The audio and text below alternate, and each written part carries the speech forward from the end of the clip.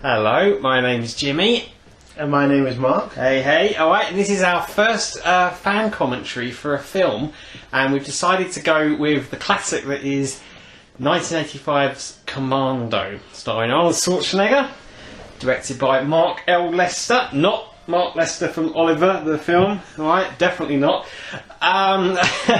This is a real favourite of ours, and we're reviewing the theatrical version on the 2007 US Region 1 DVD, and well, no credits, just boom, right into the film.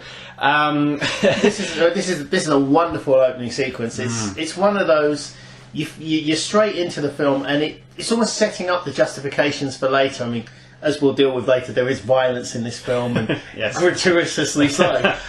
And it works on almost the Dirty Harry idea of if we just make the villains appallingly violent, we can justify our protagonist. Death is the only solution. Yeah. A prison spell will not work for these guys. This is Lawson, isn't it? We got Lawson, Forrestal, Bennett. They're the three victims, so to speak. That's correct. I assume they're killed in the order that he says their names in later. So this is Lawson, and as I've just revealed, he's going to die. If you didn't know that, I'm sorry for spoiling the twist, but why on earth would you listen, watch a film for the first time and listen to us? To the commentary? Exactly, yeah. This is no nonsense. This is very quick, and like you, I've always assumed this is Lawson because he mentions their names, I think, 2 or 3 times, and he also always mentions them in the same order. way. Yeah, it's like Price Whitman and her dad from The Running Man. Another Arnold Schwarzenegger classic. Now this film's written by Stephen E. D'Souza, who did a lot of very trashy action movies. We love him, and I Was Afraid You'd Miss Me. Don't worry, we won't. That cue his death. Now that's I say it's a very typical D'Souza thing to do. There's a very similar line in Die Hard 2 where at the very beginning in the church scene where he says, "I feel a piece of this building's dying along with me," and then he goes, "Oh, you're right about that," and just shoots him. So yeah, we've got some random anonymous killer on the left there, and we've got Bill Duke as cook on the right. Bill Duke. Now this was the second film I'd seen him in. The first was Predator, and he was quite a nice guy in that. Well, relatively nice, bit bonkers, but it was a real shocker to see him as a real bastard in this film, and here he's about to kill Forrestal. Again, you see what I love about here is that there's no characterization at this point. There's no attempt to tell us who or what these people are. We just know 2 people have shot a man, and one of them is now back to run someone over. It's a fantastic opening. I love that he just doesn't suspect anything. He's like, go ahead, start it up. He doesn't think this is a bit weird. He shouldn't have called him brother. I think it's incredibly patronising. And he does that wonderful typical thing in an American film where someone reverses the car and they always run in front of him. I know. Oh. Don't do it. It's amazing. Now, it's funny, as a kid, I always used to think, oh my god, he's crashed the car. It's a new car and he's damaged it. Whoa, it's Bennett. No, he's shot. He's run this man over. It's fantastic. Oh my god. And here, as we say, we now come to Bennett, who, I mean... the third victim as such. He's a fisherman, I mean... Yeah. We're going to find out later, these were special ops guys and these are their covers. Yeah. I always felt sorry for him because... the first guy seems to have a nice wife and a beautiful house. Yeah. The second guy, he's got a Cadillac dealership. Yeah. And Bennett's got this shitty boat. We're already at this stage of the film. We see Cook and we know he's trouble. You know what I mean? We saw this film. We saw a screening of this film last year at the Prince Charles Cinema, and I don't know how it must have been just some sort of magical moment that everybody in the audience understood. But as soon as that shot of Cook showed up, everybody started laughing, and I don't know why. Now that's Vernon Wells, who's brilliant Australian actor. I don't know what he did in the 70s and what he did in the 90s and the noughties, but in the 80s he was just the go-to bad guy. And I'm talking over Arnie's introduction, so I'll go back to Vernon Wells later. This is Arnie. This is Arnie's biceps. This is Arnie as John Matrix. And it's amazing the subtlety of this movie that I didn't really pick up on the fact that he is carrying an entire tree trunk on his arm. Arm. I didn't pick up on that until like the 30th viewing, I think. But this is probably one of the earliest Schwarzenegger vehicles. I mean, he's up until now he'd been in the Conan films, and they were kind of, even though he was the main star in it, it was all about Conan, really. And it was building him, yes. Yeah, exactly. This is the first real Arnie film, Arnold Schwarzenegger movie. Yeah. Even more so than the Terminator, I'd say. The Terminator was still a film that had him in it. Yes. You know what I mean? But this is the first vehicle. And I'm aware that the way I said Arnold Schwarzenegger movie there, I always said it like a Spike Lee joint. I don't quite mean an Arnie it joint. sense. That's what it is. But this is the first one that's built on his persona. I think when we look back, we imagine the Terminator was built on his persona because there's so much in the way he brings that character forth. But actually, I mean, a supporting role in that film almost. And also, famously, James Cameron said he didn't want him. Yeah. He actually went to pick up. You can't imagine anybody else in this role, definitely. Yeah. It's amazing for a first vehicle. This is where the film goes like incredibly sentimental. The music's so gentle and nice. I surrender. It's brilliant. It's amazing just for a first vehicle just how successful it is. Yeah. You know what I mean? He really has just laid it down and.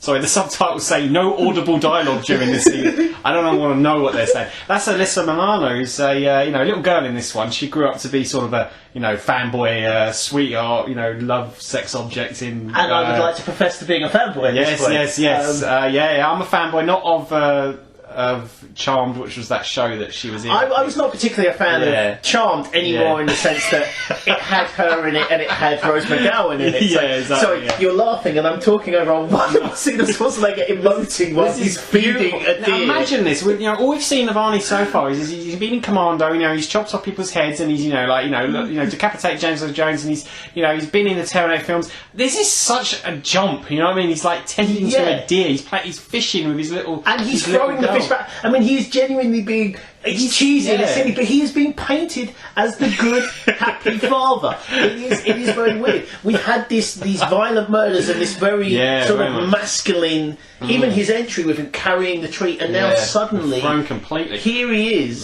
This very much this downplaying his machoism. That's the thing. Even this early in his career, he's really. Subverting his image in effect. You know what I mean? Well, he's aware of it, isn't he? He's very aware of it. He's a very, very smart man, I imagine. And I think that, he's also... The fact this film's so funny as well, the fact that it is, there's a real element of self-parody to it. And, even at this point in his career, he knows his limitations as an actor.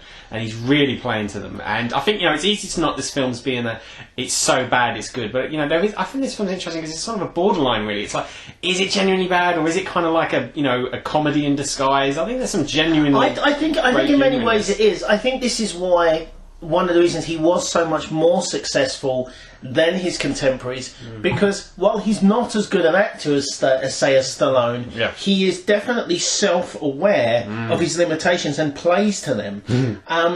There is something inherently funny about him. On a more serious point, I have always wondered, is there an element of, if not quite racism, are we laughing at the idea that he is a man who's foreign and so has a funny accent? We do laugh at his accent, don't we? It's like, why don't you just call him Girl George? I mean, everybody loves to do an Arnie accent. It's like, give these people ear and stuff like that from, and not a tumor and all that. Everyone loves to parody. It's like, even with Stallone, we sort of like, don't push me or whatever. Or Adrian, But or we go Sixth Sense. He knows what's coming. Again, you see, it's wonderful here. Still, there is no attempt at trying to tell us what's going on. Who were these people that were killed? Who was the guy killing them? It's wonderful. So you could argue that because there's been no characterization, it's a bad film. But I agree. I think there's enough comedy here and enough self-knowledge here that I think there's something much better going on than people sometimes imagine. It's on Wikipedia and all that, it does tell you that the film actually was critically acclaimed back in 1985. I mean, you wouldn't imagine that, but I think it did get a lot of good reviews, this film. I mean, and it was a big hit. I mean, very big hit. It's easy for us to sort of knock it, especially when I was younger and, I had it on video and it was just, we did laugh at the film as well, but, you see it as a B movie, but it actually was one of the most successful films of 1985. Well, I mean, like you, I had it on video, although, interestingly, even though I had it on video, it was one of those films, and I think you did do this more when we were younger, because the limited access to films on TV, is that this was one of those ones I would make a point of always watching on TV. Even this was the big Saturday night movie, the ITV, movies are free, movies are free on ITV, Diet Coke movie premiere, very much that's what and I think there's a beauty to films like that. Absolutely. And it is wonderful that it was critically acclaimed, because I hope people took it in the sense that it was meant. I think they did. I think they did. Oh, this is James Olsen. This is a guy who's he was in the Blandromeda Strain, and I'm not a fan of this film. We disagree about this, but I feel that's an argument for another. He was also the most morally, ethically wrong priest ever in Amityville 2: The Possession, which I thoroughly recommend. It's much better than the original. Silent and smooth, just like always. There's a real. The fact he approached him from behind and said silent, smooth, just like always. There's a real sexual undertone to a lot of this stuff. I think you wonder if the film's really doing it on purpose, or it's just us as viewers sort of spoiling it in. Well, I mean, Schwarzenegger obviously came from that bodybuilding world, and there is a real homoeroticism in that. Absolutely, and I wonder if he's a very intelligent man. Yeah. I wonder if he's understood that. I mean, to go slightly on a tangent, I was quite surprised to read recently that he was actually a millionaire before he started making the films that made him big. Oh, that's interesting. He'd done property deals in the 70s. Wow. And apparently this gave him the freedom to actually reject a lot of sort of really crappy stuff in the late 70s, which I wonder if this contributed to the level of stardom that he'd already attained at this point, even despite refining it almost. Yes. Do you know what I mean? I think there's not going wrong. I mean, he did a few Duff ones in the 80s. I mean, stuff. His next film's Raw Deal, which is all I love it, but it's not really a good film. I mean, I can't. I've difficulty defending it as much as I can. I think you have to mine it more for the sort of level of comedic. Yeah, I think a lot of the comedy is unintentional. Yeah, and Red Heat's pretty so-so, and that's a disappointing film on most levels. I mean, there's a Walter Hill film's pretty disappointing, an Arnie film's pretty disappointing. The James Belushi film was quite a success, but yeah. But and here we go. The film is not wasting time at all. I mean, I was so of all the films I watched when I was young, the action films, I just felt like this one just got into high gear immediately. I mean, you had this little touching, tender moment here. I'm not leaving you if that's what you mean. And then it's like Jackson and Harris, boom, dead, boom. I mean, I remember looking at the video case before I actually got it on video. I must add that I didn't actually buy it on video because I was about 12 when I got this, and I got an older person to buy it for me. It's an 18-rated film, and boom, boom, boom, boom. And I remember reading the back and it said it was only 85 minutes, and that just felt so short because a lot of films are watching 2 hours and. Apart from like a little section later on where he's in the factory and he's getting some finding where the island is, that bit sort of drags. This film really is really fast paced and it's perfect blockbuster material.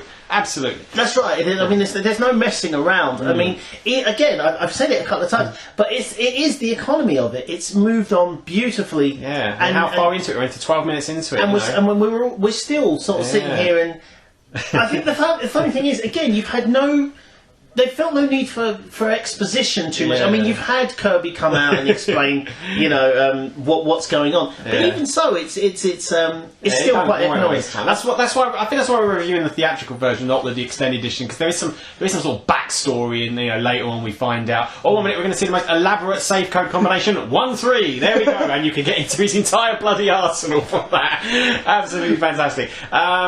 We decided not to go with the extended version because it wasn't the version that we grew up with. And to be honest, a lot of the extra scenes are a bit superfluous. And here's Bennett. Well, we don't know it's Bennett. We think Bennett's dead. I think there's something very, again, with the homoeroticism. First you see his leather boots. That's a very brutal death. Yeah. The fact that he looks and just sort of goes, oh, well, he's out of the way. Here we go. Here's a really brilliant sequence. This is true Arnie economy. I mean, holding the I love you, daddy thing is very nice. This guy's not getting away. Not at all. This is where we find out he is a man of action. He is not a man of words. Yep. This is ultimately Schwarzenegger in one scene. Well, what did this guy expect though? I mean, maybe he just didn't expect Arnie to be that brutal, but right, wrong. And we've already had a scene like this because this is almost identical to the scene in the Terminator when he buys the guns off the dealer and he says, "Hey, you can't do that," and he goes, "Wrong." So he's already establishing. It's wonderful, isn't it? He's already established the type. I mean, also to the point where he doesn't need to lift up these wires. These are purely for the benefit of the audience, I think. Even down to the I'll be back line. Yeah, it's already established as a signature. I think that because we weren't really around in the 80s when this. I mean, we were about 4 and 5 respectively, but unrespectively. I was it doesn't matter anyway. The point is that we weren't about that time when the Terminator came out. I mean, I think that "I'll be back" line must have been quoted like 1,000,000 times, and I bet even at this early stage in his career, when he said it, I bet there was a cheer. Exactly. Yeah. Now this is bonkers. I mean, this is real. outrageous stuff. He's driving he's sort of, just moving the car down.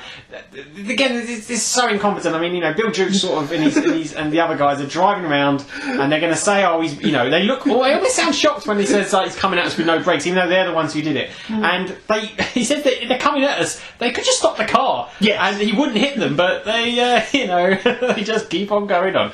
It's brilliant. And I don't think it works this way. I don't think they would have reached the other side. It doesn't matter. It doesn't matter. We're picking, we're picking holes. I mean, this is the sort of thing. We've watched the film 40 times. We're going to notice these little things. I always thought when I was a kid. I mean, it's got nothing of the tone, but I always thought this was almost a tiny bit Indiana Jones in the fact that the car's just completely rolling out of the tunnel. Absolutely. It has that same feel of action sequence of any second you put, it's going to completely fall apart. And I'm talking. Shit! It's a wonderful reaction. Again, at any point, I mean, his plan is rubbish because he misses and he just literally crashes it. I read somewhere that he says eggs in this scene. He actually shouts eggs, because we're talking over it, so we can't hear it. But we'll have to rewatch it and see if that's true. He survived an explosion very amazingly there. And a little bit of real quick cutting to show the brutality of the There's something about the violence. I mean, this feels really violent. It's not sort of mean violence. No. It's very comic booky. People are getting smashed up and everything. But here we go. Here's better. And I don't know. Even though it's ultra violent, and the body count must have been probably a record at this time when it was made. It doesn't feel nasty. There's something really light and fun about it. It is. It's I think this is one of those films that was clearly, obviously, made with an idea of adults going to sit in the cinema. Yeah. But I think this is the point where people first started realising and thinking about a video audience and knowing that kids were going to watch this. Yeah, absolutely. It felt weird that this film's rated 18. And I watched this, this probably was the second Arnie film I ever watched. It was like, maybe Terminator. Yeah, I was about 9 or 10 when I saw maybe this. Predator, and it just felt weird that I wasn't legally allowed to watch this film. I know we've just gone past it, but I always love the scene when he's looking up and all four of the villains look. It's like saying they're all here except for where's Cook? Where's Cook? Cook's out back with Jenny. I'm always that's very dodgy. With Jenny, not like that. Look at, especially the people you tortured and killed. And Enriquez is like, he loves it. These villains are so colourful and brilliant. I absolutely love it. Oh, and Valverde, the greatest fictional country in the world, a country that needs a president who has an understanding of discipline. And as we all know, Valverde, obviously is mentioned, of course, in Die Hard 2, which is also a Joel Silver movie. And Stephen E. D'Souza wrote it. And for those of you that don't know, is at least mentioned in the screenplay as being the country they're interfering in Predator. It's a wonderful. I love this idea of a fictional country that goes along. It does. It's a real feed to it. There's some really great villains here. I mean, as I say, Vernon Wells. He was the. It's weird because even though he's like most iconic villain role, this is probably his least threatening and frightening role. I mean, he was Wes in Mad Max 2, and he's very frightening in that. And he was Mr. Igo in Inner Space. Brilliant in that. I actually scratched that. He's more frightening in this than he was as the punk biker in Weird Science. He was just laughable. We've got David Patrick Kelly there as Sully. He's Luther in 48 Hours, and Luther in The Warriors. Somehow, Hill just wanted to cast him as Luther. I don't know who plays Enriquez. I don't really recognise him in much other stuff. I can't say that I've seen him in anything else, which is a shame. I want him to be wonderfully iconic because I think he has some fantastic. Well, as we know, coming up, he has fantastic moments. Yeah. There you go. There's Cook with his glasses. See, this is probably one of the very few scenes that is. It's quite. Oh, this is. Yeah, it's a little bit nasty. Even as when I was young, I always used to wonder what it must be like to have children on set and to do certain scenes with them. Yeah. I mean, it's interesting. You hear directors talking about they make it fun for them and they change things. But how do you sugarcoat a scene like that? I've always found it funny. I mean, when you hear stories about obviously these child actors, sorry, that's really funny, but then they're taken to the premieres, and you think, well, how did you do that? But I mean, I think to be fair, I'm sure Alyssa was not. No, I'm sure she wasn't. No, absolutely not. The other guy there, Colonel or General Arias, that guy's played by Dan Hedaya, who's I was surprised when I saw him in another film, and he's got his proper American accent. Not that this is a convincing accent. No. Although it's beautiful the way he says President Velasquez. He really does roll that out. Under a cloud. These villains love their job. Look at Sully's grinning like that. Look at that suit. He just looks terrible. And Enriquez's shirt. It's beautiful. To be honest, I never really noticed that Bennett's shirt is knitted. It is. It's crap chainmail. I always imagined it was chainmail. It's not. And here it is. Chainmail. I'll be back. Yeah, John, I'll be ready. John. Yeah, this is brilliant. When we went to the Commando screening last year, I was very tempted to go in fancy dress up as Bennett, and obviously I don't own chainmail, so my girlfriend knitted it for me, and it looks no better or worse than Vernon Wells' get up in this film. But in the end I bottled out. The moustache I bought, you just kept on falling off. Well, also, if I remember, it was an insanely hot day. It was a really hot day. Chainmail's not great, Nothing like old war buddies. So I did bail out there. And it's actually funny because I did try and dress up as Bennett. And then when I was younger, when I was about 16, I had my hair cut, and I had it cut to such a short degree by my sister, who was a bit drunk at the time, and it actually did look a bit Matrix-esque, and I didn't actually get saddled with the Matrix. We called you Matrix for quite a while, a very long time, yeah. Anyway, that's all by the by. Anyway, so we have Enriquez and Sully, who are hasta luego, fellas, who are they're gonna Sully's gonna make sure he gets on the plane, and Enriquez make sure he gets off. So. See, again, I mean, there aren't, as we said, it's not really a nasty film or anything like that. There are. Sully's amusing because even his, as we're about to see coming up, his sort of slightly sexual predatorish nature towards the main female character. Yeah. And the fact that he says, give you a little bit more time with your daughter. I mean, that's disgusting, but it's just, again, this doesn't leave a nasty taste in the mouth. It's just funny. It really is about to buy it badly. Everything about him is wonderful. I love his response here to Schwarzenegger's name. To his line to say, open him up again and I'll nail it shut. He just sort of looks at him. Is it that bad acting, or is that just like, I'm not really frightened? I quite like those moments with Schwarzenegger, because generally, even when he's trying to look hard, there's a comical element to his face. Yeah. So I love the serious scenes. That stewardess who's closing the door, she's the wife in Last Boy Scout. Yes, she is. And she's Taylor in the Masters of the Universe. Yeah. Can't remember her name, but this is great. We're going to get one of the key death scenes. One of those how does no one else notice moments. It's absolutely ridiculous. You've got to watch the way Enriquez's arms just sort of fly up in his death here. This is just brilliant. There we go. Watch the arms. They go like... That is absolutely cartoonish. Yeah. I mean, these people in front, are they so jaded towards airport travel? They're just like, they're just irritated people behind us, just knocking around. Someone on the Internet Movie Database message board actually did bring up a very interesting point. It's like, how awkward. If he hadn't killed Enriquez, how awkward would their time been on the plane together? Do they just sort of talk for 11 hours? It's like, what do they do? Don't disturb my friend, he's dead time, which is like, a classic. It's a wonderful line. It's very easy to take for granted now, but when I first watched that, I probably was, seizing up with laughter. This most unconvincing depiction of air sickness. I'm air sick. Again, you see, and I do genuinely believe this is a play on Schwarzenegger understanding that he is. That him as his face here is brilliant, by the way. When what is that? That's not even acting, is it? Faintly ridiculous in everything, and I genuinely think he understands that. Yeah, absolutely. I mean, it's a slightly different thing here, but. You also, the idea that he was in some sort of commando unit, it goes back to an element that's made, again, that James Cameron said about the Terminator. He's supposed to be an infiltration unit. As he said, how possibly could Schwarzenegger be an infiltration unit? You'd notice him from a million miles away. He would stand out in any company. Yeah, it's slightly different in something like Predator, where they got so many guys who are massive. That was the ordinary guy, which was Shane Black. He really did stand out, because he did. He only wangled his way into the by writing. I think you co-wrote or you script doctored it or something. That's right. Great sunglasses there. Great sunglasses. But it's wonderful the way he already understands himself. I mean, he is supposedly a very career-minded man. Yeah.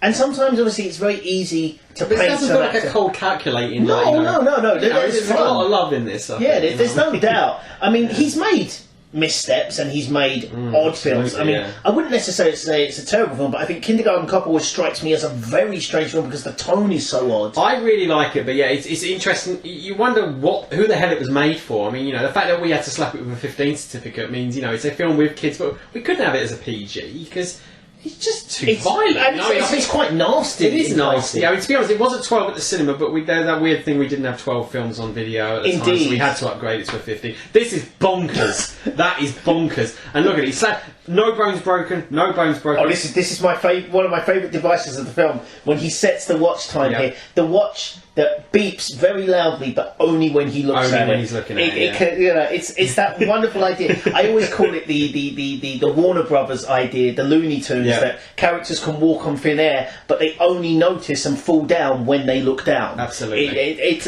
a brilliant sort of strategy within films. I love the fact that the subtitles on the DVD it said it was beeping rhythmically.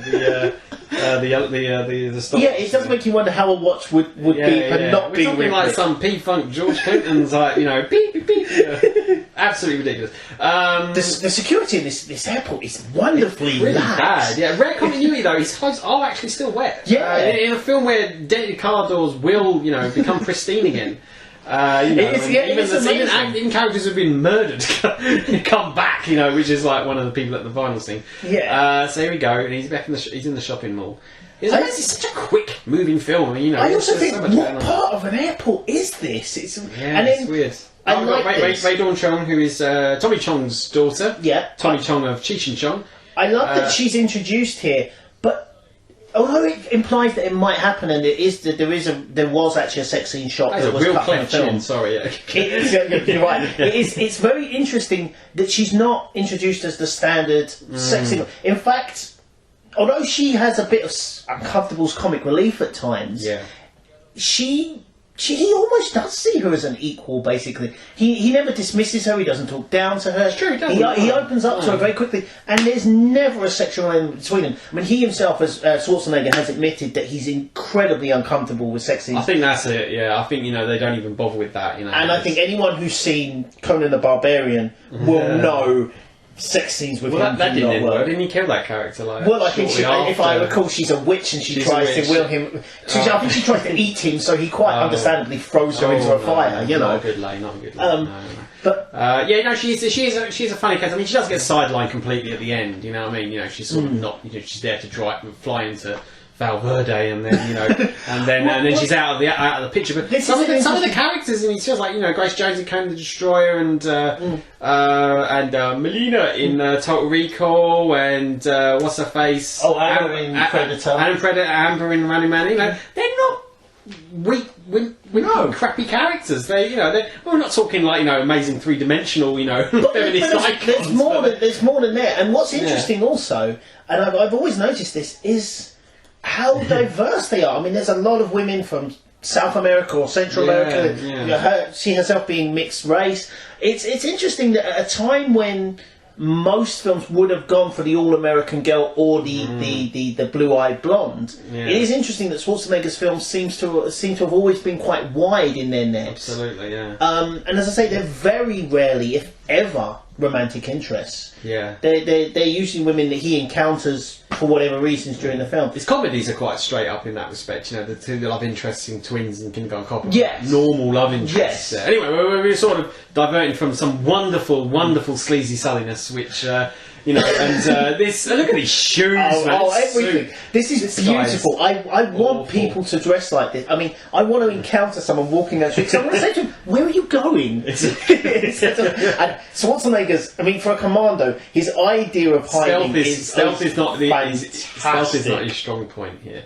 So we got some brilliant stuff here. David Patrick Kelly is really fantastic in this film. He's such a little dirtbag, and you know, he's one of these villains. You just love to hate him, and you love to see him when he's on screen, and you love to see him get killed. Yeah. He's just the perfect villain. He is. He's a bit of a bastard in this bit. I mean, I don't know how turning down somebody's sexual advances makes you a fucking whore, as he says. But whatever. He's got, you know, he's a bit messed up, and he's so. It is funny. I mean. Because, see, at this point, of course, she's just been introduced. We don't really know anything as to where this is going, which I quite like. You know, she's not walking around half naked. She hasn't been introduced here.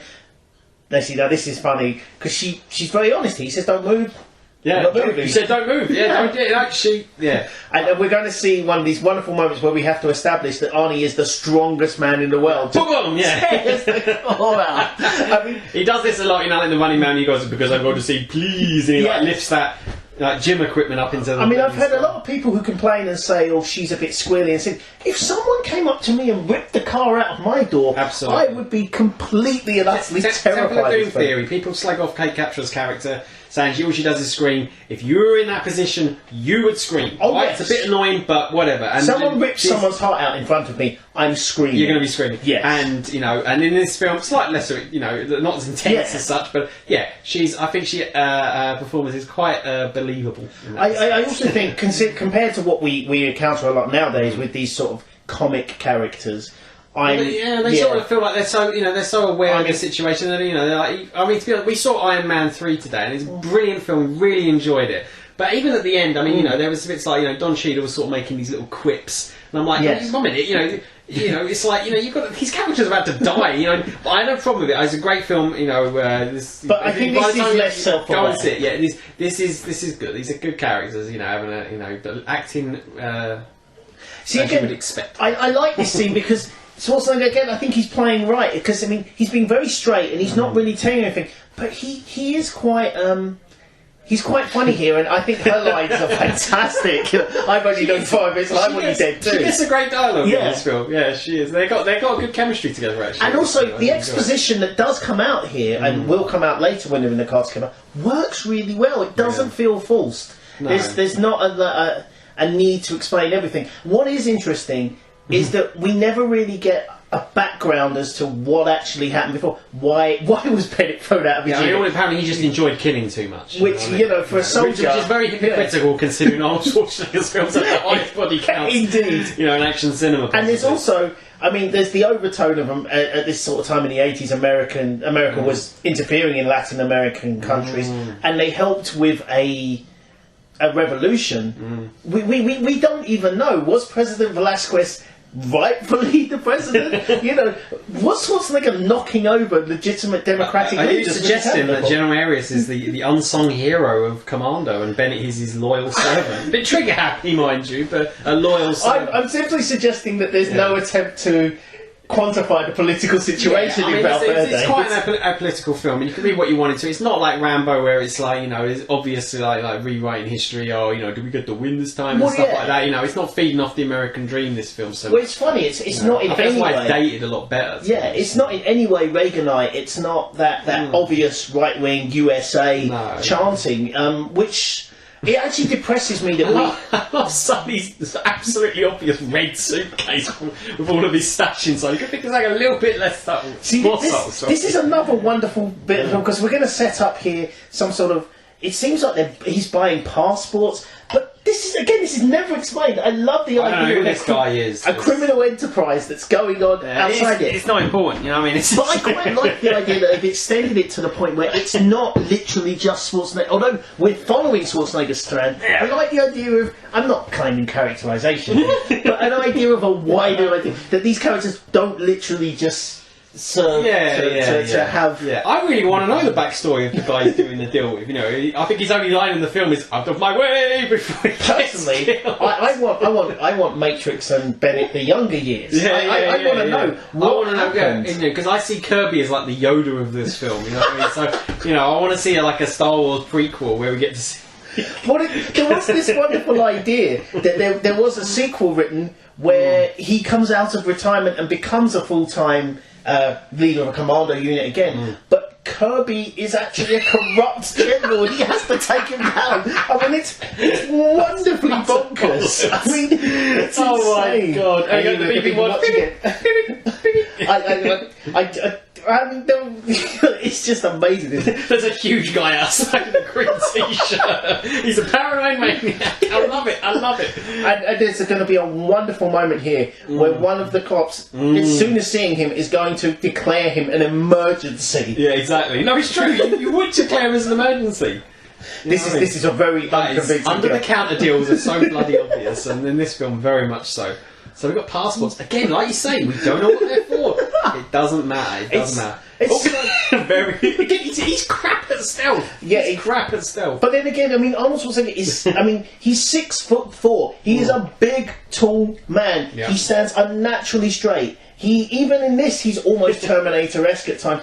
How do you imagine that he is going to hide? I love this guy. You know, he's talking to some birds on the job. Want to see me kick some ass? He's such a hot dog. But yeah, here it's this wonderful moment. You know, she's betrayed him, but here we go. Attentional units, instantly, emergency on theatre level. He hasn't even said, "Excuse me, sir, who are you?" He's one gigantic motherfucker. And it used to be a great place for her to slash.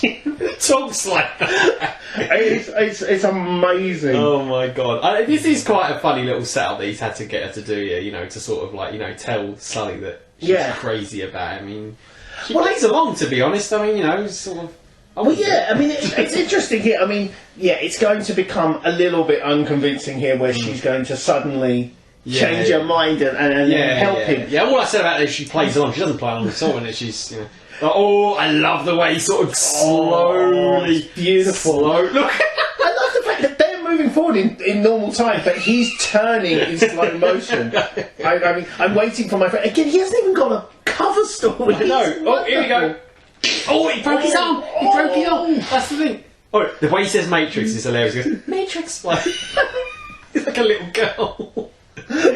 Oh, God. That's it. Yeah. Oh, and it's beautiful. I mean, and suddenly she's become just... She's why does that make her change her mind? He was a bit rude grabbing her money there, but... There's no reason to believe that Matrix is not the bad guy here. Boom! I'm wondering if it is literally that she just doesn't want him to be shot. I love scenes like bonkers, this. Man. Ripping the phone. This is even more stupid than pulling the car seat out.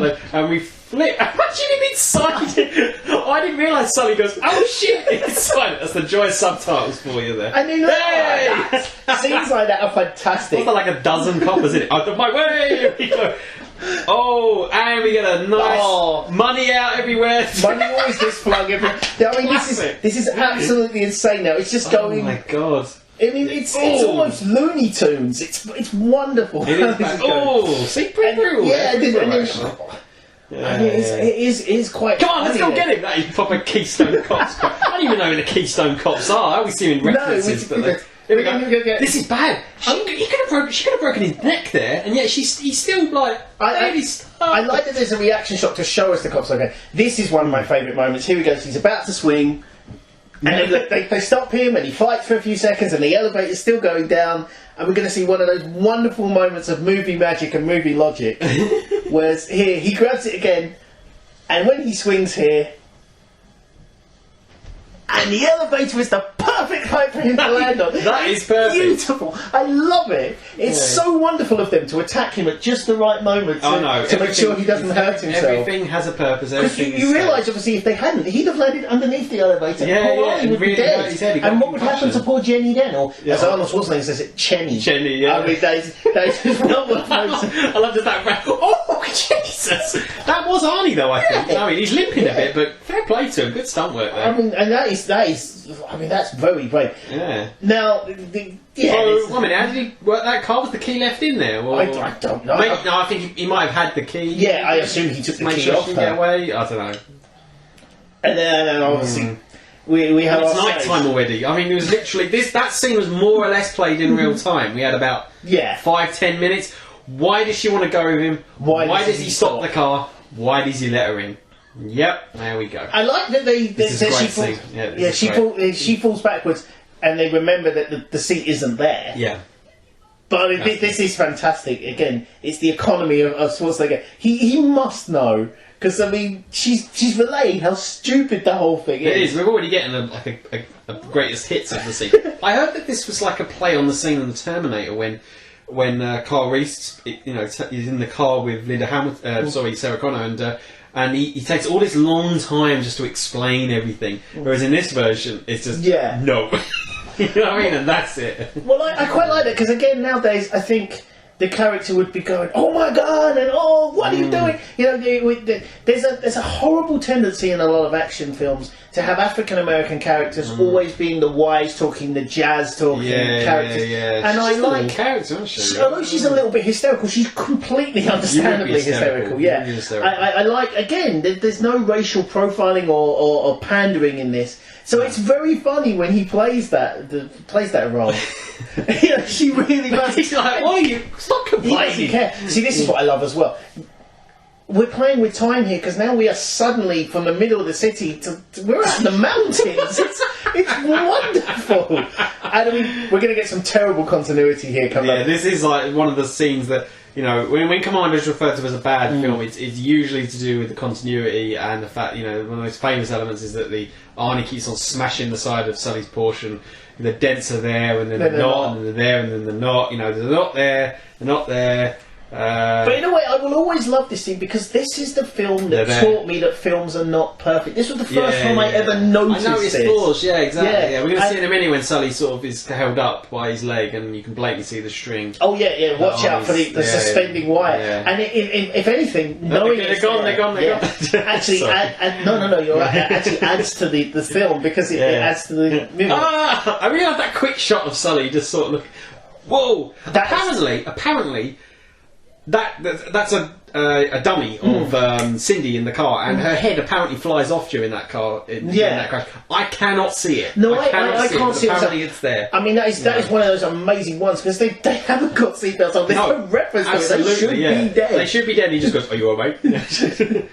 Oh, this is. I can't believe how brave Sully is here. It's like the bravado is amazing. It's like, come on. I love it. Your law is very touching. There you go. This is such stage dialogue. This is beautiful Arnie moments. I mean, the string was there. You can see the wire. I don't know if Steven D'Souza does any screenplays now. I know he directed Street Fighter, which is like one of the worst films ever made, and it just obviously he wasn't. He wasn't a director. No, definitely a script writer. I mean, I think this is great. I mean, these are. Well, I think he really knew his element. He knew what he was doing. Knew what he wanted. You know what I mean? But he in Schwarzenegger, I think he's got a perfect foil. Yeah, this is wonderful.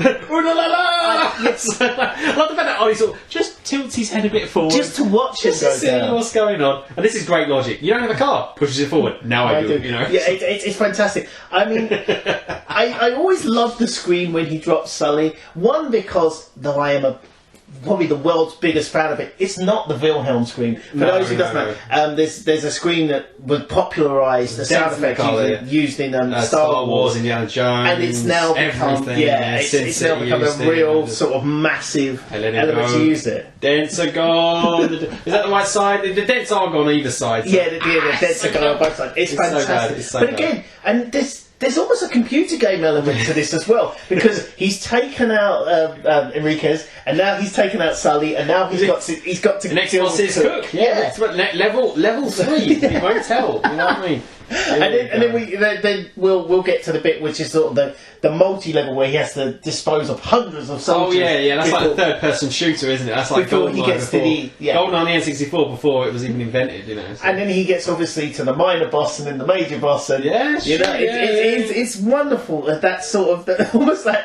beat 'em up mentality. It's absolute beat 'em up mentality. It's ridiculous. Now, in the extended version, this scene was, I think it might have been this scene or just a little bit. No, they are in the car. Yeah, and he talks about his jobs in how his career, his life as an army officer was like taking him away from his daughter. I think we're meant to sort of feel sympathy, and I didn't care about it. Yeah, it doesn't work. It don't matter. I mean, the thing is, even though that was listed as a director's cut, it's quite weird that the director's commentary that Mark Lester does on the DVD is for the theatrical version, not the director's cut. You think he'd want to talk on his own preferred version. I think that the DVD is probably a director's cut in name only. It is literally just an extended version. I'm happy it exists. It's really nice, but I don't think it's we're not talking Blade Runner here, and I think I'm going to try and fit it in every single commentary that I do. I mentioned Blade Runner because it's the best film ever made, and but it's got nothing to do with Commando, so I will just stop right there. But you see, you've now set up a problem where I have to mention The Empire Strikes Back in every film and tell you that I consider you to be completely wrong and that that's the greatest film ever made. Well, Empire Strikes Back in the top 3 definitely, and I would say that it's really good. And we're missing Alyssa Milano's, very pain. You know what? I'll give it this though. As child characters go, she doesn't annoy me. No, usually not the whiny kin or She's scared. She's going to be scared. I buy everything she does. Even her sort of comic relief line, which we had early on in the film, or the dents are back on the car. The early on in the film where she's, he says you're going to be reunited. Wouldn't that be nice? And she says like, not nearly as nice as watching him smash your face in. And it's like, sometimes you just find that annoying in some, kids. But you buy it in this I like it. Yeah, I think the extended version actually says not nearly as funny as watching him kick your ass, which I like. The first smash your face in. Yeah, I think Arnie would smash someone's face. He wouldn't kick someone's ass. Yeah. This is a real Grand Theft Auto Vice City looking hotel here. This is very 80s, I have to say. It's made in the 80s. So when I look at this hotel, I think you don't stay here. No. Sorry, ladies and gentlemen, you fuck here. You do. You take a lady of negotiable virtue. This is the Sleep Easy motel in the gun episode of The Simpsons. You know what I mean? Very much so. Bob Quimby, look at the decor in this room. It's amazing, terrible. Isn't it? This is insane. It is very scary. And again, Schwarzenegger, he's very economical with movement. It is so Terminator-esque. He keeps himself very still. If there was like a deleted scene in this film where we find out he actually is a T-800, I would completely buy it. I would buy it. The only element is that he's a bit simple. He's a bit sentimental towards his daughter. He's expressing human emotion. It's an upgraded version that has rudimentary emotions. T-900 or something like that. Not liquid metal, but but not a complete... the failed experiment to make it understand humanity. Yeah, exactly. Yeah. So here we go. We're on level 3, which is Cook's the boss. See, even this scene here where he's going... it was Cook. Oh yeah, because he was meant to meet Cook. Sorry, he's going to rip her shirt here, and yet still, there's nothing sexualised about it. It's very economical, isn't it? It's like Yeah, it's actually a matter of fact. You almost imagine she could almost be insulted. The fact that he doesn't even look. He's not interested. Yeah, she can't be insulted.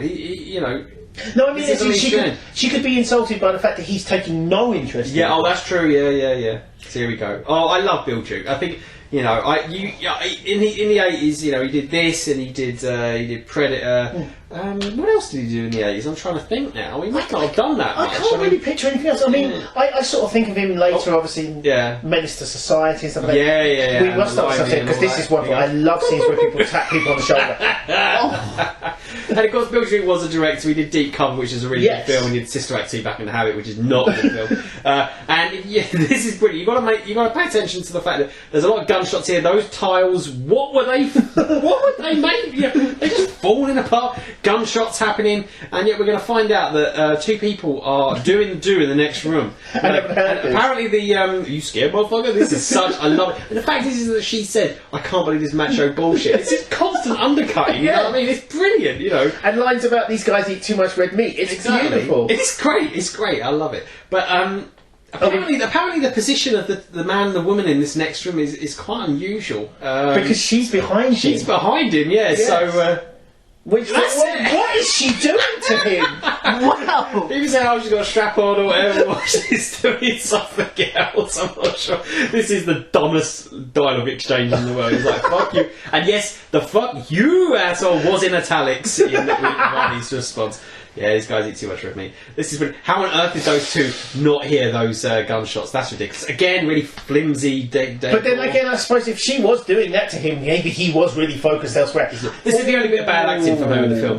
That does look really stupid. That conveniently blimming upright table leg there. That is quite horrible. That's pure gore. That is. But I love that he can't compute that he must clearly be dead. He's still trying to cook. When he said cook, I always used to think he said talk like that. It's like no, he can't talk. His heart stopped beating. He still wants to interrogate him. Oh god! And it's so economical. I mean, there is. He doesn't even take his money. He had money in that wallet there. There is obviously the point. He is literally on a time frame. He's looking for his daughter. He's got to get this done. That's what I like. Cut through this film. Doesn't waste time. I did watch a film the other month called Miracle Mile, which is a 80s apocalyptic film where Goose from Top Gun finds out the world's going to end in about 10 hours, and he has to find his girlfriend and go to and escape to safety. And there's so many scenes in the film where they're just kind of not goofing around as such, but the writers have clearly forgot to remind them that time is running out. What are you doing? You're taking the slow route through everything. Whereas at least in this film, it's like,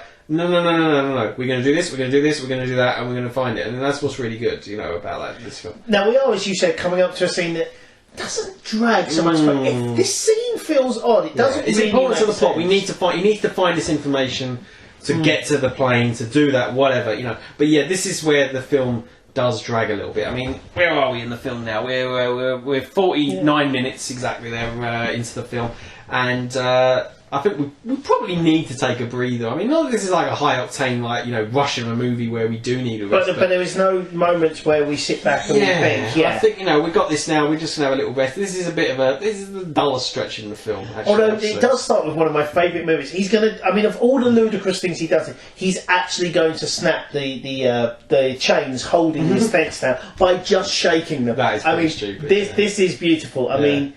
This is literally just, I mean, wow. That is bonkers. That is utterly bonkers. 8-9-year-old me genuinely thought, oh my God. We all thought we could do that. Arnold Schwarzenegger is the strongest man in the world. To be honest, 9-year-old me genuinely once said to his mum, what's wrong with the people that give out Oscars? Why has Arnie never won one? Absolutely. So, I mean, and I think, although these films were made for adults, they do very much... They're perfect for kids. Yeah, they tap it's like horror films, you know. I mean, horror films, yeah, they're kind of scary when you're an adult, but they're only truly scary when you're a kid, and yet they're rated 18 or they're rated R or whatever, and you're not supposed to be watching them, but indeed, they're the perfect age to watch them because, you know, you kind of watch Commando as a 9-year-old or whatever, and you love it as a big action film, and then you watch it when you're older, and you enjoy it for the nostalgia reasons, you enjoy it for the humour you might have missed, and you can also enjoy it just to take the piss out of it, basically. Well, yeah, I mean, I watched this with my mum. You know, I mean, bless her, she was a wonderful person. I mean, I watched Alien and Aliens with her and RoboCop.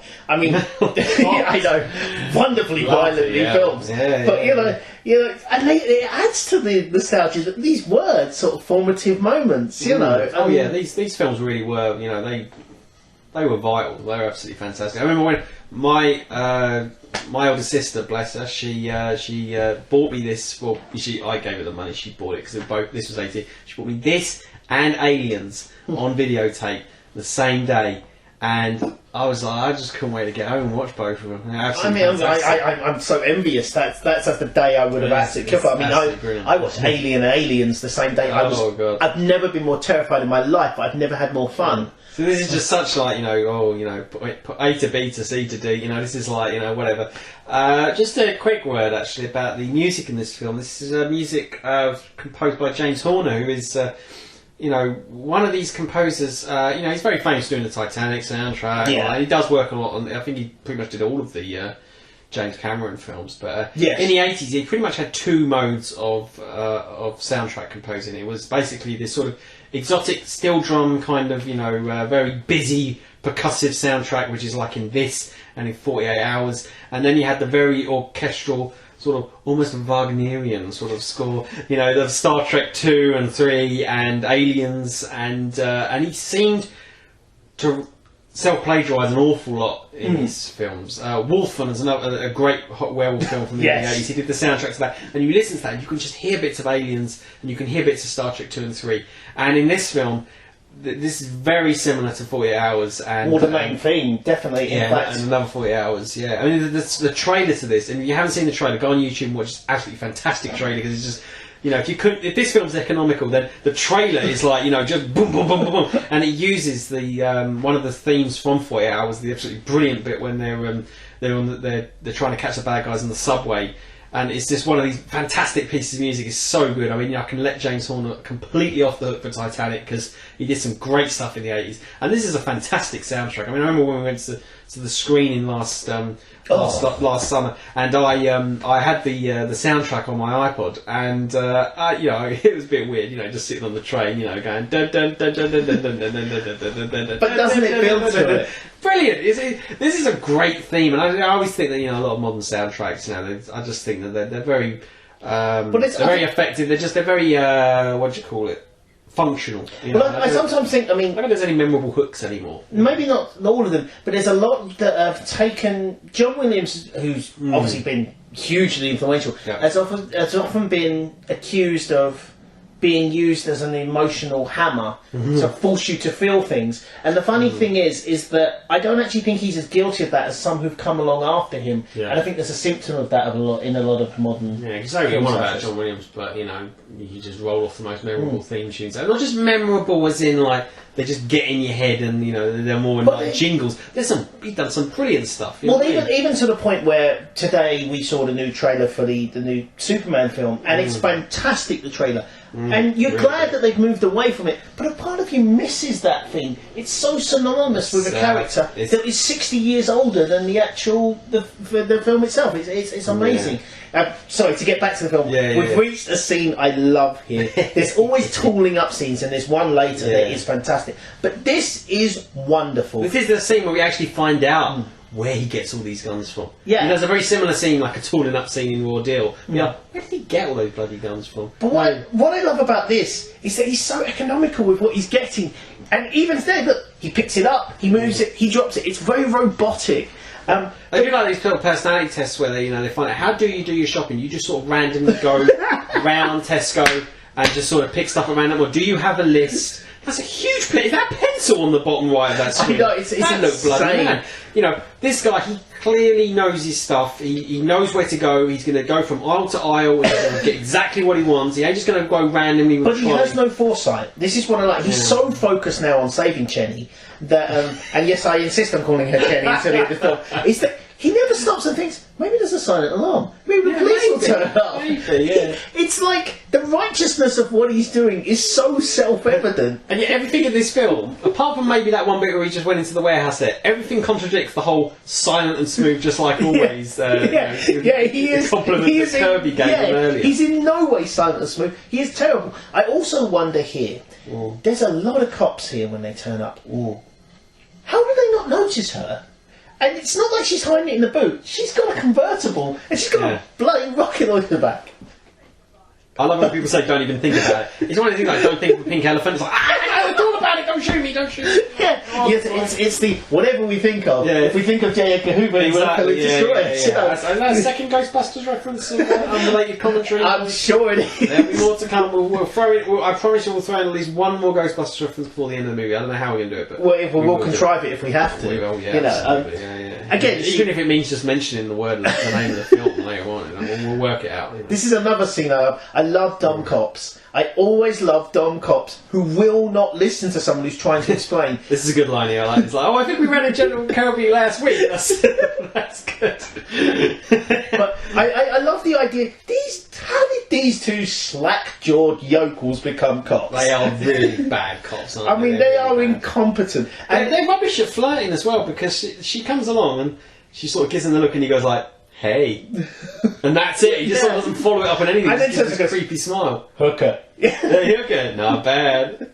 How does he know that she's a hooker? Yeah, it's that's it, the eyebrow thing. But it's so gentle. It is sort of sexist, but it's so gentle and it's so fun-loving. These guys are rubbish, man. I mean, this is... Anyone who's thinking of busting their friends out of a police van, obviously you shouldn't do it, but if you are, don't use a rocket launcher. This is ridiculous. Unless they're Arnie, they're not going to survive this. So the thing is, though, is that she does that. There's no like sort of punchback, when she flies forward. When she fires it the right way, she's going to go backward. Another flaw in There's nothing more comical than a woman falling backwards with her legs in the air. Yeah. Boom! Very reckless. That really could have killed him. I mean, we know Arnie's invincible, but she doesn't. You know what I mean? It's ridiculous. Here is the example of a line that's kind of funny, but used to crack me up. I loved this line when I was young. I used to read the instructions. I read the instructions. It's such a crap joke, but it's so obvious. Crap joke. But yeah, it killed everybody. I remember going to school. I read the instructions. Everybody loved that bloody line. Oh, this is great. This is great. Oh, not this bit. I thought this was the bit where. Slitting a little bit. Yeah, a line that sounds horrible. This bit was in the trailer, It's like, do you think he's going to give us any problems? And then it cuts to like only giving everybody trouble. Yes, exactly. Yeah. They do a very similar scene in Raw Deal, where in the Raw Deal trailer, where he goes, "I want you to bust in with public and messy. Everybody knows what you get when you're kicking down my door." And then it cuts to a scene that was completely different in the film, where he kicks down the door and kills everybody. I was really disappointed that scene didn't play out like that in the film. It was really disappointing. We see, it took me a lot longer to be burned by trailers, but yeah, like you, I was immensely disappointed. See, I always like this. You see, resourceful. Well, yes. I like the fact that I really think if he'd been saving his wife or his girlfriend, I think they would have contrived the scene where she tries to seduce the guard, or she'd have sat around being useless. I like that she. After she has a cry, she gets off her arse and does something. She's her father's daughter. Yeah. She knows what she's doing. I really do like it. I think, and we'll deal with it later, I think there's some very questionable moments about boundaries between father and daughter. She's far too happy when daddy's killing people. Yeah. Again, she's her father's daughter. Yeah, exactly. Yeah, no, See, you get a killing machine for a father, you're going to get a... There's a moment of real brutality. Of all the things he's done, this makes me wince. Ow! Oh, that is nasty. The second hit is really superfluous. It's not needed. Did anyone tell you have a lot of hostility? I never noticed that line. Mainly because I was always wincing from the previous shot. The joy of subtitles. Ooh!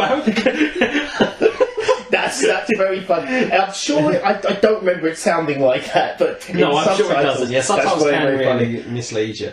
I think we're going to get Bill Paxton coming in soon, aren't we? Everybody thinks his only line in the film is "We lost him, sir," but he does actually have some very boring dialogue before that. But it's just really weird. I mean, does it qualify as a cameo? Because he wasn't that famous. I mean, everybody, he was the punk at the start of the Terminator. Well, wasn't there also? I mean, an element that there was actually a different ending for this film, because there's a setup. She says about the Navy shoot planes out of this area or something along those lines. There was originally going to be, I think, a speedboat chase, and then Matrix and Bennett end up on a small island or beach having a punch up, but the Navy end up in the background, firing onto the beach to try and stop them, and that Bill Paxton's character would turn up.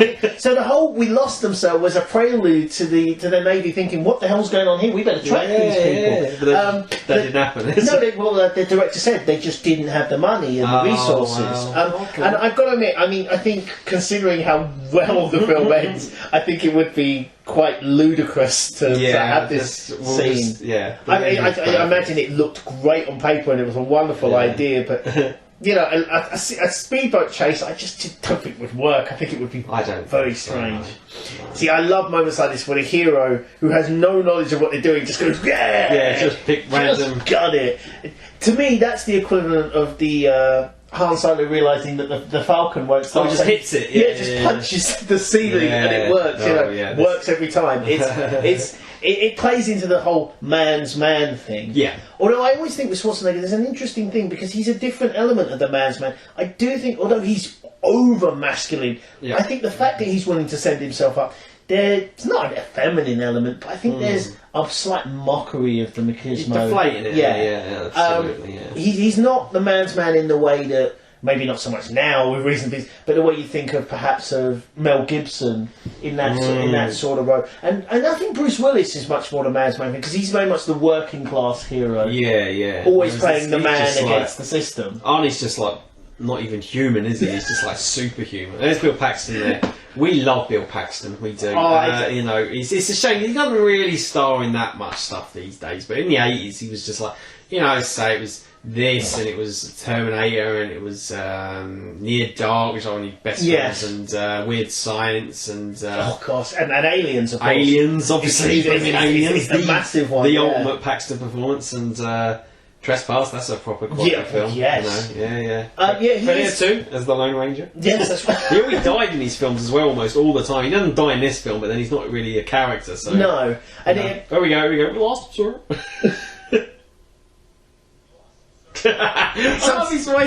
Sometimes it's very worth just pausing for a moment to allow to really appreciate the beauty of what's on screen. Because obviously we're doing this for you, and we want you to love this as well. Absolutely. Occasionally we need to shut the hell up. Yeah, exactly. See, this is what I mean. I love this, Because, I gotta admit, as a kid, I'd be in the corner crying. Oh, that'd be ridiculous. Oh, I'd probably be knocking on the door and going, "Please, Mr. Bennett, what do you want me to do?" Whereas, everyone's got a really, silly Castro moustache in this film, just so well, just in case we're not sure that they're Latin American. Here we go. I love it. Which is where we're really starting to notice Bennett's sort of podgy tummy, you know what I mean? He's not really, he's lost it a bit, hasn't he? Put the knife away and shut your mouth. Well, it's funny, isn't it? Because I always thought that maybe, because he's not in the film a lot, I feel developed this theory that he was just spending all his time in the catering show. But apparently they cast another actor who was a smaller build than him and had already made the costume. That's right, yes, that's absolutely right, yeah. That's incredibly harsh. It solves the nothing. Makes you sniper kill everyone with a blink of an eye. I love it, you know, I never, I mean, you know, maybe it's an American, you know, an Americanism, but I never hear anybody call anybody a pissant. It's just one of those weird insults. Yeah, I've never understood what a pissant is. It's ridiculous. But it's one of those wonderful things that you don't understand it, but you instantly get the context of it. You know it, you know it. That moustache is bloody brilliant. It is a great moustache. People do comment on the similarities to Freddie Mercury that Bennett has, you know, and I'm not going to deny it. I think it's there, you know, I mean, absolutely there. I probably, when I was very young, probably thought it was Freddie Mercury. I mean, you know, when you... I know, a crazy confession, but believe me, there's going to be a lot of them from me. When you're a kid, I think you see what you want to see sometimes. Absolutely, yeah. Again, though, this is wonderful. I mean, they've been flying all night. Where are they? Yeah, and they haven't had any sleep, and yet he is like an incredible sharpshooter. Some obvious sort of, what do you call that? Back projection? Not back projection. Yeah. There's obviously weren't there. So this is it. This is where the film's going to really, really kick into flipping high gear now. This is the final act, the ending, the scenes of untold killage and destruction. There is going to be a very, very dodgy few moments there. Well, not dodgy, but where Schwarzenegger is going to rock Speedos. And even for a man built like him, I'm a believer that unless you're an Olympic swimmer, you shouldn't touch the Speedos. If you don't need to wear Speedos, you shouldn't wear Speedos. Yeah, it's very, very odd. But it's going to be followed by the gun nut porn. You know, we are going to see the all gun of nut the scenes. tooling up scenes. This is the best one ever. Oh God, Enriquez, he's dead still. I mean, finally, yeah, I forgot about that. It is. Oh my God! Oh my God! Yeah, it's just not possible to look right like that. Ooh. But I love that he's completely unaware of how ludicrous it is. I don't care. You're not going to say to his face, are you? No, because if you do, well, fucking hell's going to break loose, you know. So. Well, yes, indeed. And now she's going to disappear. She's out of the story now, which is a shame, really. You know what I mean? So look at those pecs. You know, he's like, oh, they know you're talking about them. You know, I was thinking, Rainier Warcastle from The Simpsons, or clear parody of. On the fact they spent they even took the time to write that Aeropuerto Valverde son on the top. Valverde's not even real. This is a very, very generic Latin American. Yeah, this is. Yeah. I mean, you know. I'm yet to experience an airport anywhere in the world where people are literally seeing statues of the Virgin Mary and have live chickens just across the road from the airport. Yeah, this is like, everywhere's the third world country apart from America kind of mentality, isn't it? Here we go, this is brilliant. Arnie did cut himself with the knife when he... Yes, very the badly. big fat knife, when he puts it into the little pocket or whatever you call it, yeah, he did cut himself. I'm always impressed by this scene because it's the editing. It's so sharp. Editing's fantastic. Yeah, no, this is. I always think that this film isn't.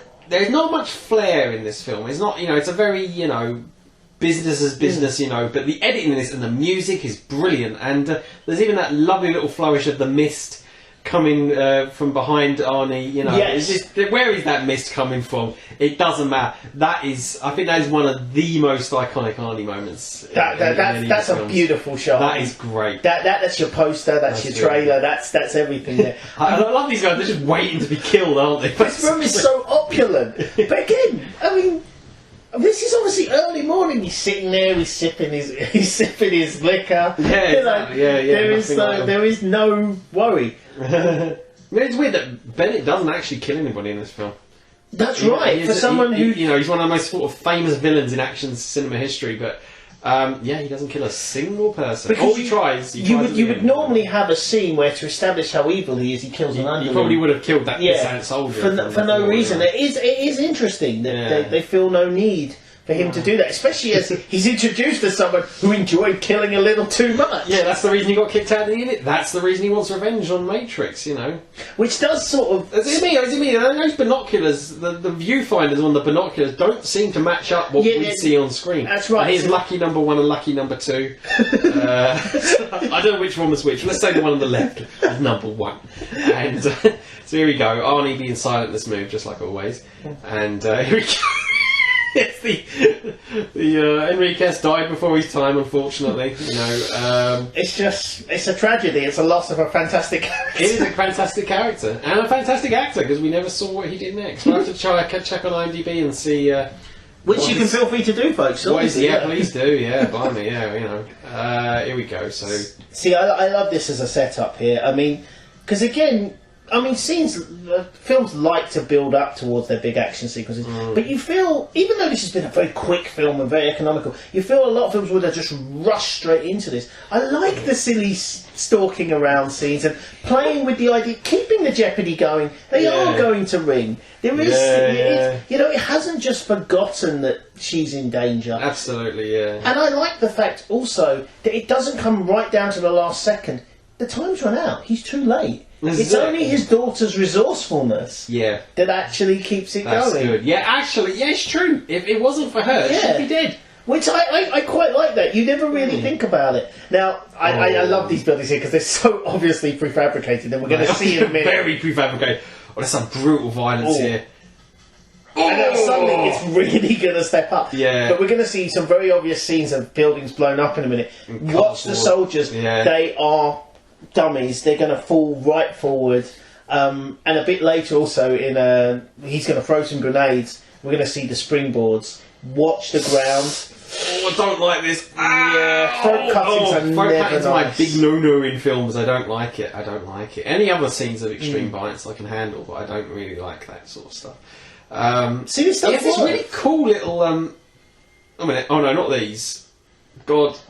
Oh, again, totally. Here we go. Got my star. That is a look at that knife. He shoots it out of the spring. It's brilliant.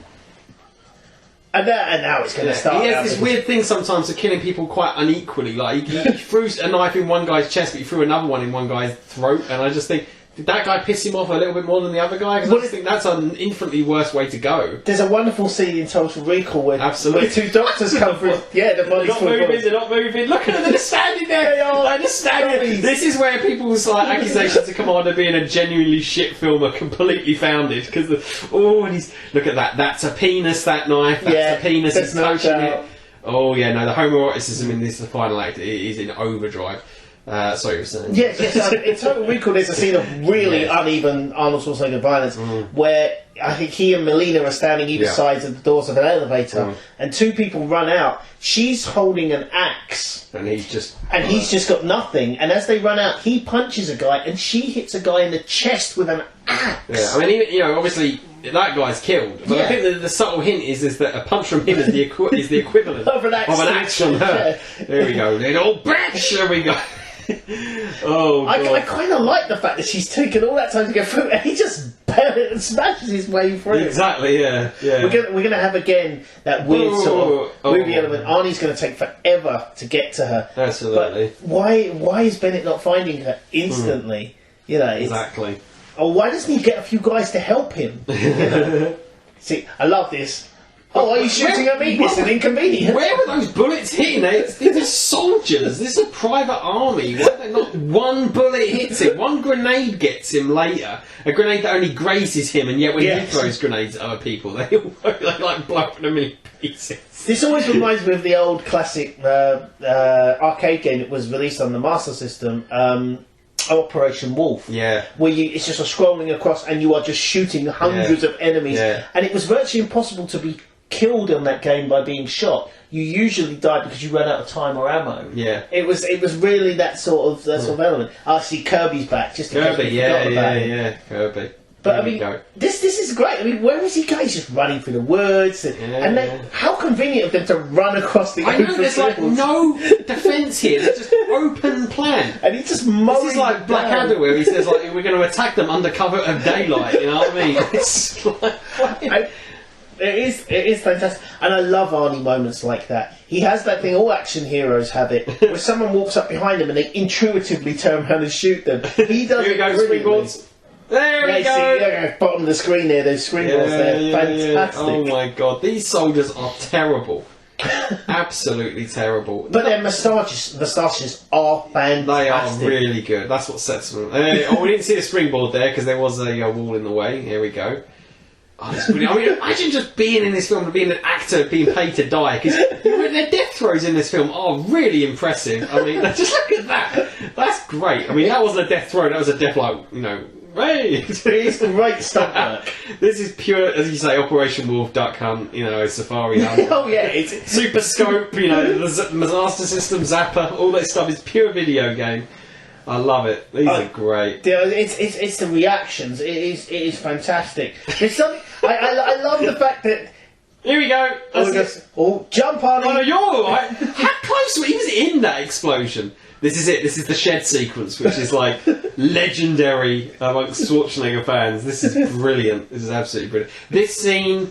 We haven't mentioned it so far, but when this film was released in the UK, it was cut by the BBFC for violence. Even though it was released as an 18 certificate, it did get some cuts of violence, and this and the final scene with Bennett, they were both cut. The big one really is a scene where Arnie lops off the arm of one of the soldiers, which does sort of, you know, throw the film into sort of pure gore. I mean, you know, it does stand out a lot. You know, I love the really fixed. Look at the smiles on this guy. They love their work, man. It's fantastic, isn't it? Again, it's setting them up. You're going to enjoy them dying. Exactly. Oh yeah, these people, they're nothing, man. They're not even afforded, like, you know, all the subtitles say is speaking in Spanish. They're not even given dialogue. Here we go. Oh. I always sorry for the poor guy who has to go first. Yeah. Ow! That is amazing. That is amazing. If any scene, you know, you wanted to like freeze frame it, or, you know, oh, in the balls. But this is it. This is it. This is it. Oh, that is tough. You can tell it's actually been in the extended version. There's slightly more footage there, but you know, again, you're not missing too much.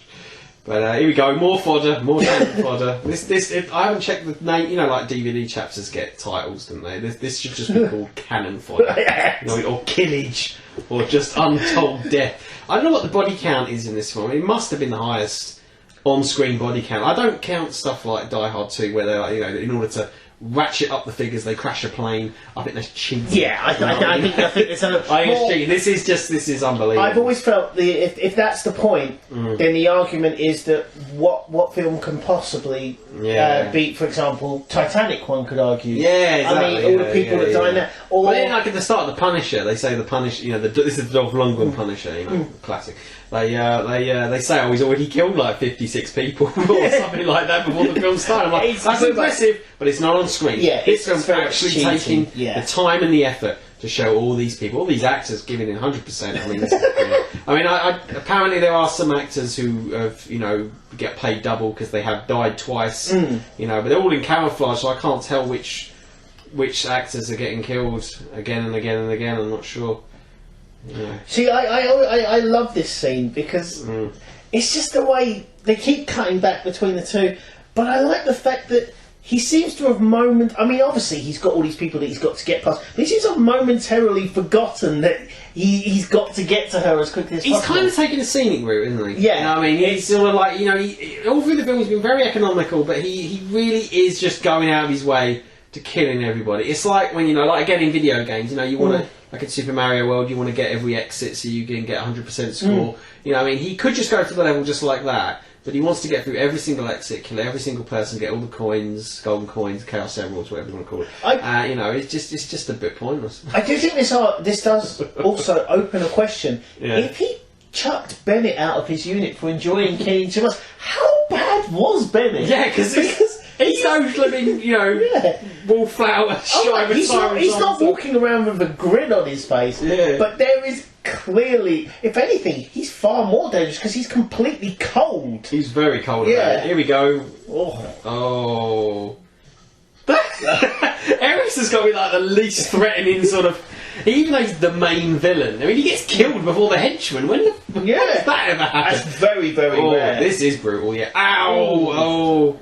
His face here is quite funny. When this is actually a very big stunt that's coming up. And Schwarzenegger himself actually said, even though they knew it was sugar glass, he said this was probably one of the scariest things he's ever done on screen, where he runs and dives through the window here. Yeah. He said that this was very, very difficult for him. He really didn't like it. His grimaces are really funny when he's trying to kill him.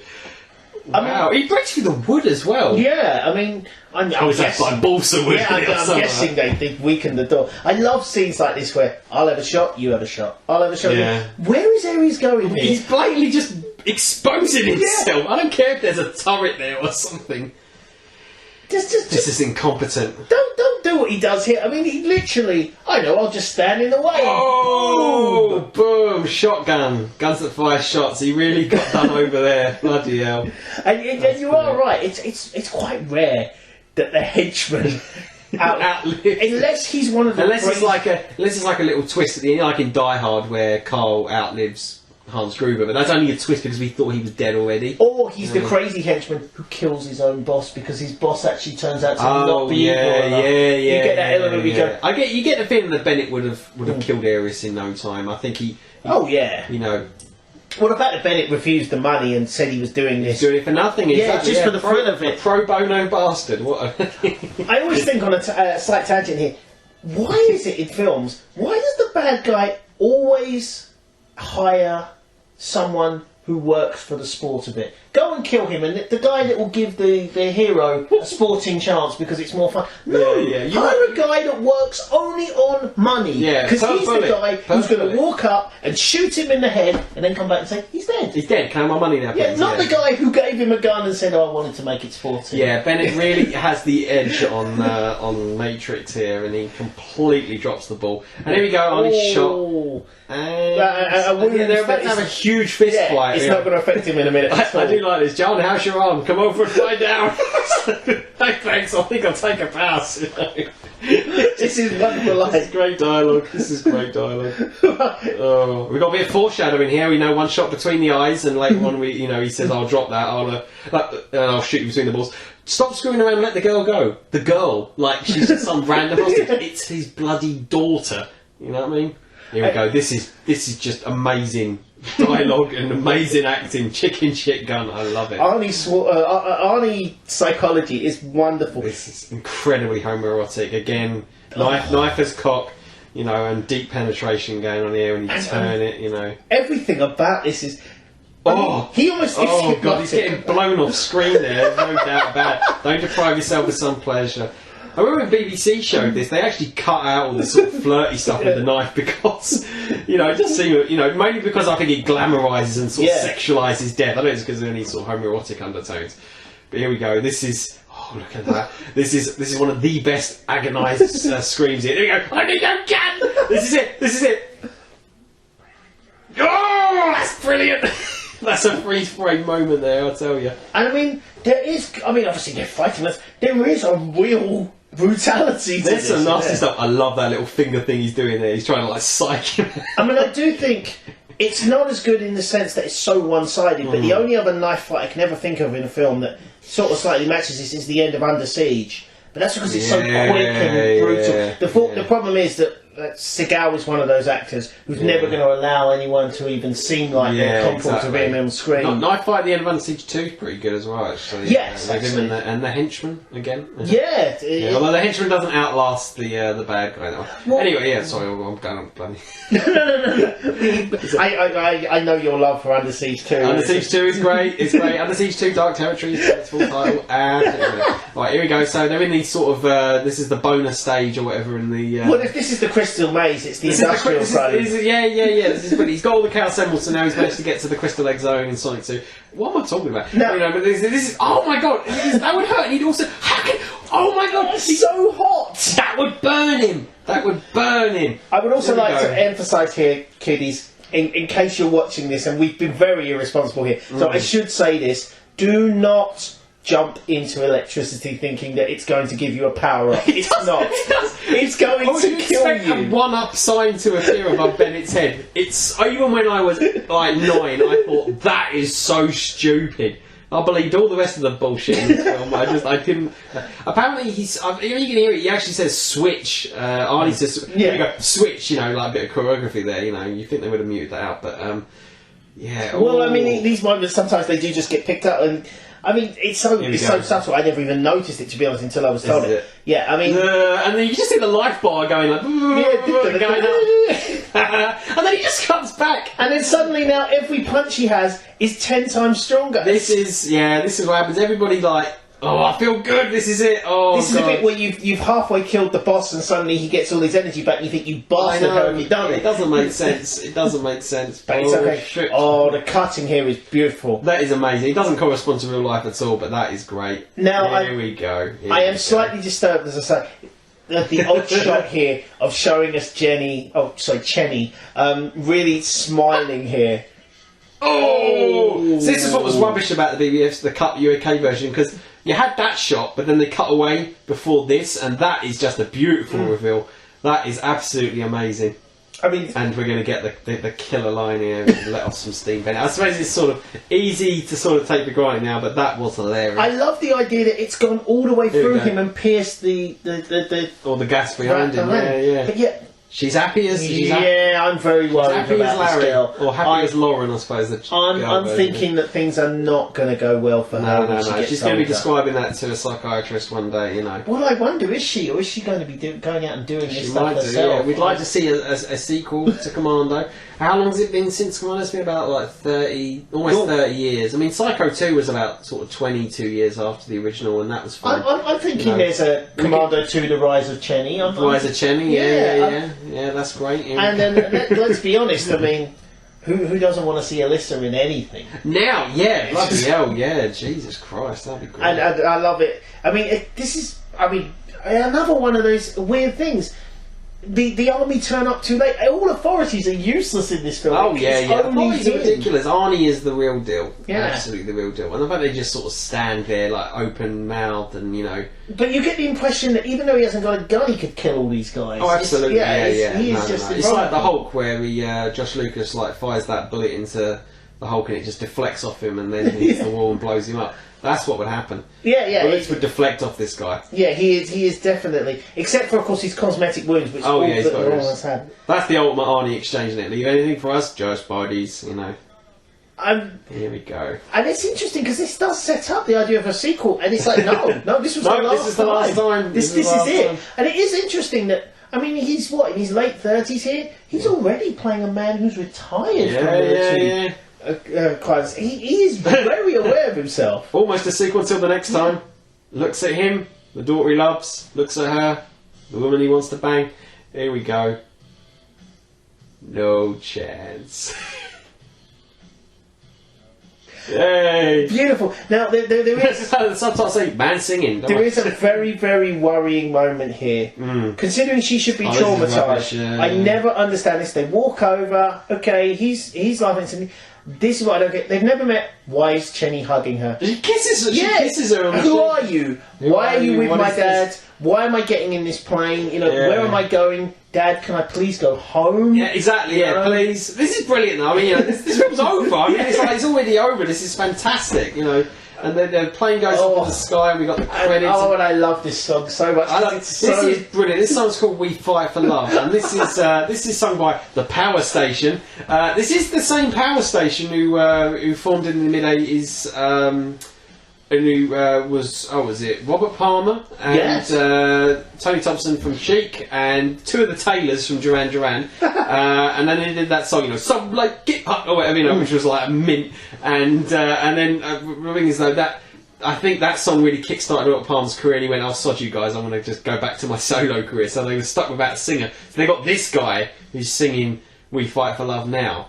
He sang this one song with a band and then they split up. So it's a very tragic end to a great band. And this is a typically wonderful song at the end of an 80s action film. There's one at the end of The Running Man. Yeah. Oh, it sort of plays on the whole. Yeah, because that one, Running Away with You, is he plays with the title. Yeah. And this song, the chorus is, you know, someone, somehow, somewhere. And that was the tagline of the film. The tagline of the film was someone, somehow, someone's going to pay. You know, and this song, I love this song, man. It's actually, you know, it's got a great solo as well, I have to say. Really, Well, yeah, I mean, I think it just gets totally to the point. It sums up the film perfectly. It is the film. It is the film. I never checked on YouTube actually to see if there's a. Apparently Don Johnson was the production sound mixer on that. Nice one. You know, and Bob Harris from the Old Grey Whistle Test was the costume supervisor. I'm trying to see if there's any more names there. You know. So sadly not. I'm not seeing anyone at the moment. No, it's all getting bad now. Yeah. Oh, yeah, guitar solo. This solo is great. I almost want to be quiet and just sort of listen to the solo, but I'm not going to do that. Well, I think by now, let's be honest, that if you know, if you wanted us to be silent, you'd have stopped by now. So yeah, exactly. You would have stopped. Although I do feel that there is a moment that we need to mention here. I feel what I love about the end of this and the way the song goes on. It sort of reminds me of how the song at the end of Ghostbusters is a wonderful change of pace. Actually, that's complete rubbish. We just said we would get another reference in. And Ghostbusters. Well done. Thank you. You left me completely hanging. I forgot about that. I'm so thinking, what's he doing on about?